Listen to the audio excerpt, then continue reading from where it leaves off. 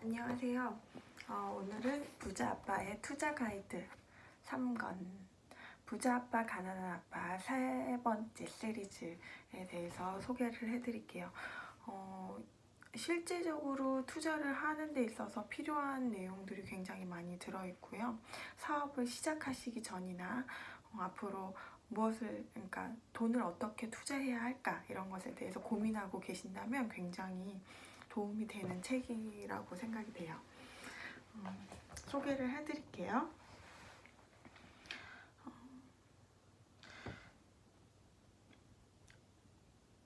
69페이지. 돈은 아이디어라고 해요. 돈이 충분치 않다면 아이디어가 부족한 것이라고 볼 수 있대요. 94페이지를 보면 투자는 부동산 투자, 주식 투자를 말하는 게 아니라 내가 어디까지 가고 싶은지, 얼마를 가지고 싶은지 알고 그것을 도달하기 위해 계획을 짜는 것을 말하는 것이라고 합니다. 98페이지를 보면 말은 우리가 원하는 곳으로 데려다 준다. 임대사업 같은 작은 부동산 거래에 투자할 때는 그 분야에 관한 어휘를 늘리고 비공개 기업들에 투자하기 시작할 때 그 분야의 어휘를 늘려라. 삶을 바꾸고 싶다면 당신의 말을 바꾸어야 한다고 합니다. 109페이지에는 부자 아빠는 여기서는 이 로버트 기요사키가 아버지가 둘이었어요. 하나는 이제 친구의 아버지인데 부자 아버지셨고, 하나는 로버트 기요사키의 아버지였는데 교육은 많이 받으셨지만 가난한 아버지였어요. 근데 이 부자 아버지는 부자가 되는 공식을 모노폴리 게임을 하면서 찾았고, 어른이 된 후에는 현실 생활에서 모노폴리 게임을 해서 부자가 되었다고 해요. 모노폴리 게임의 공식과 전략은 녹색집 넷을 산다. 그런 후에 녹색집 넷을 빨간 호텔과 교환한다. 부자 아버지는 10년 동안 그 공식을 따랐고 어느 순간 부자가 되었다고 합니다.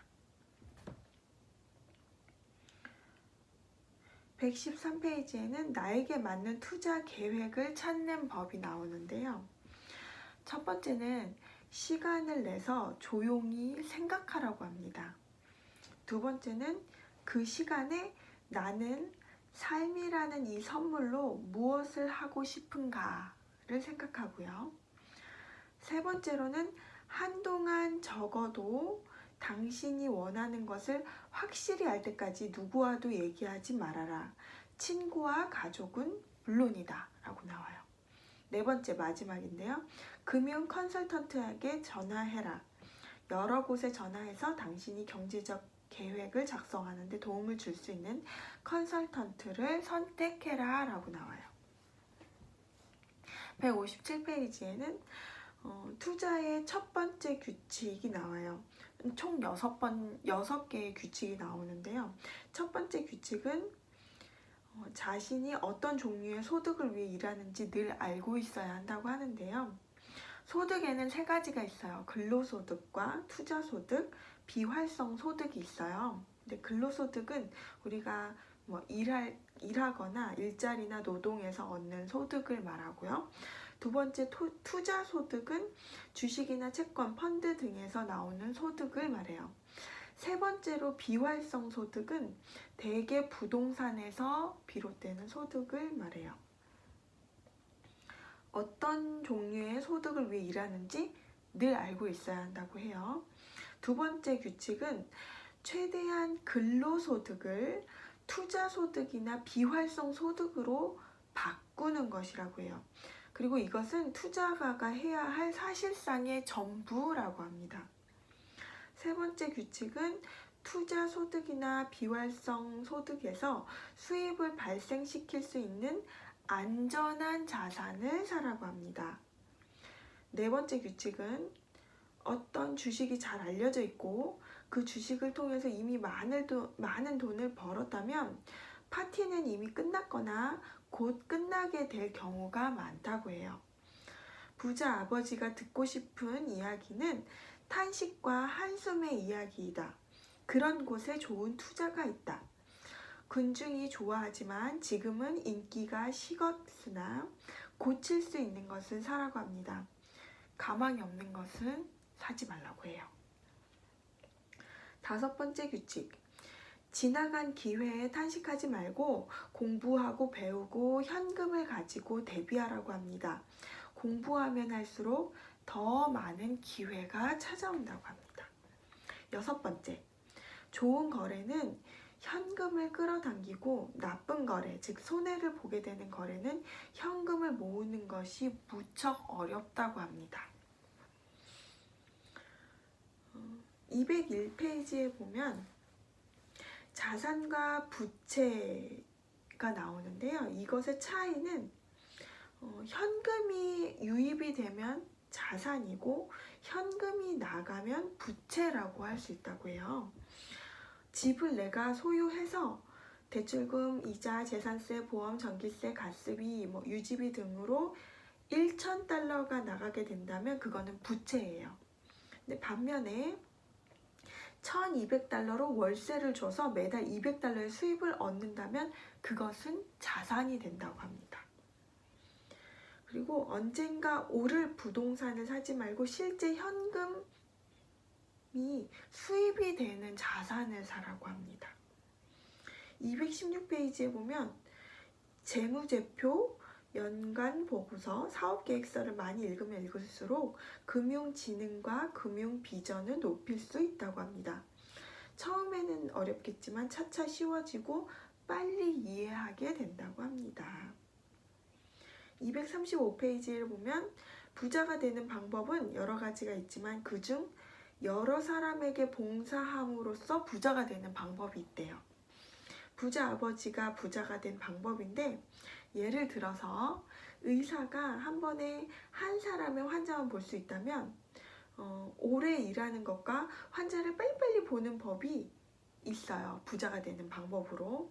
하지만 그가 일을 하면서 여유 시간에 암을 치료하는 약을 찾으려고 애를 쓰면 더 많은 사람에게 봉사함으로써 부자가 될 수 있다고 합니다.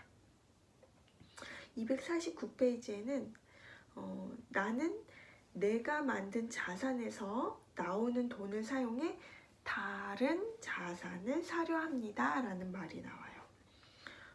이것에 대한 예로는 백선행이라는 사람이 삭바느질로 부자가 되었는데 그 당시에 기와집 1만 채를 가질 만한 부자였대요. 근데 그녀는 삭바느질로 받은 그 돈을 땅을 사서 땅을 또 소작을 줬고 그 소작료를 받아서 다시 땅을 사기를 반복했다고 해요. 그래서 엄청난 부자가 되었다는 얘기가 있어요. 이거는 제가 들은 얘기고요. 그리고 262페이지. 아이디어를 위대한 자산으로 바꾸는 것은 영혼의 문제라고 합니다.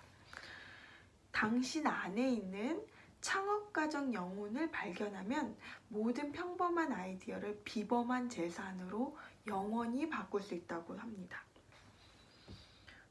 288페이지에는요. 불황이 종종 아주 부자가 될 수 있는 최고의 시기라고 해요. 330페이지에는 당신이 직업을 갖고 있다면 시간제로 사업을 시작해라 라고 나오고요. 멋진 제품은 도처에 깔려 있으니 멋진 사업가가 되라고 해요.